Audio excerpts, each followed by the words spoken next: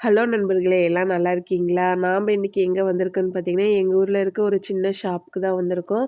என்ன விசேஷம்னு தானே யோசிக்கிறீங்க. என்னுடைய ஃப்ரெண்டுக்கு மேரேஜுங்க. அதனால அவிங்களுக்கு வந்து நம்ம ஏதாவது ப்ரெசென்ட் பண்ணணும் அப்படின்னு சொல்லிட்டு தான் வந்திருக்கேன். சரி, இங்க பார்த்தீங்கன்னா, வெள்ளி பொருளும், தங்கம் எல்லாம் கிடைக்கும்.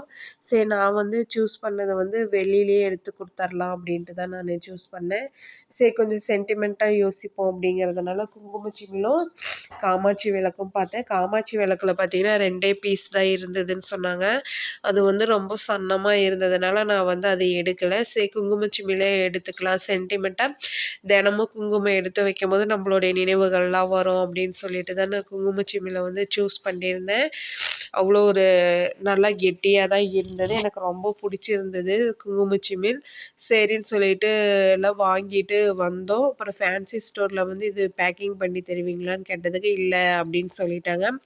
சரின்ட்டு கிஃப்ட்டு கவர்லாம் மட்டும் வாங்கிக்கிட்டு போயிடலாம் அப்படின்னு சொல்லிட்டு கிஃப்ட் கவர்லாம் வாங்கிட்டு வந்துட்டேன். நாம் வாங்கின பொருள் என்னவோ சின்னது தாங்க. ஆனால் என்னுடைய கிஃப்ட் பாக்ஸ் பார்த்திங்கன்னா ரொம்ப பெருசாக இருந்தது. எனக்கு அந்த பாக்ஸ் தான் கிடச்சிது.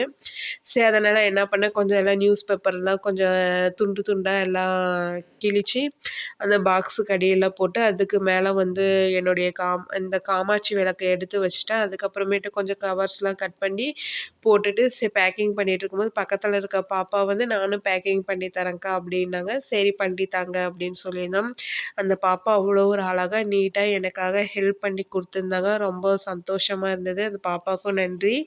அப்புறம் விடிஞ்சிருச்சு. நான் என்னுடைய ஃப்ரெண்டு கல்யாணத்துக்கு போய் கிஃப்டெல்லாம் ப்ரெசென்ட் பண்ணிட்டேன்.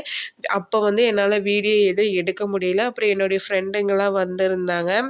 அப்போ அவங்களாம் கிஃப்ட்டு ப்ரெசென்ட் பண்ணும்போது வா ஃபோட்டோவுக்கு நிற்கலாம் அப்படின்னு சொல்லி கூப்பிட்டுருந்தாங்க. நாங்களும் ஃபோட்டோக்கெல்லாம் நின்னோம்.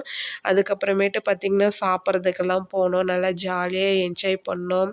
அவ்வளோ ஒரு சந்தோஷங்கள் இருந்தது. 10 ஆண்டுகளுக்கு முன்பு எப்படி இருந்த அந்த ஃபீலிங் அது எல்லாமே எங்களுக்கு இப்போ இருந்தது. அவ்வளோ ஒரு சந்தோஷமா இருந்துச்சு. இந்த வீடியோ பிடிச்சிருந்தா லைக் பண்ணுங்கள். மறக்காமல் கமெண்ட் பண்ணுங்கள். சப்ஸ்கிரைபர்